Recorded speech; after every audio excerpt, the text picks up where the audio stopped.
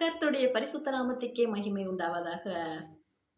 சங்கீதம் 23ஆம் அதிகாரம் 1வது வசனம் 2வது வசனம்.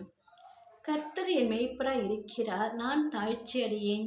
அவர் என்னை புல்லுள்ள இடங்களில் மேய்த்து அமர்ந்த தண்ணீர்கள் அண்டையில் என்னை கொண்டு போய் விடுகிறார். கர்த்தர் என் மேய்ப்பராய் இருக்கிறார்.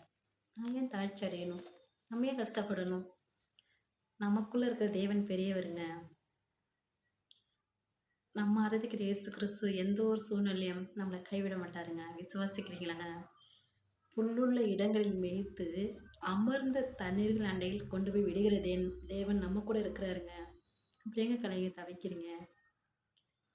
சங்கீதம் 23 1வது வசனம் 2வது வசனத்தை படிச்சு பாருங்க. கர்த்தர்கிட்ட கேளுங்க. அவர் நமக்கு அற்புதத்தையும் அதிசயத்தையும் செய்ய அவர் வல்லவராக இருக்கிறார். விசுவாசிக்கிறீங்களாங்க? நித்தமும் போஷிக்கிற தேவன் நம்ம கூட இருக்கிறாருங்க. ஆமீன்.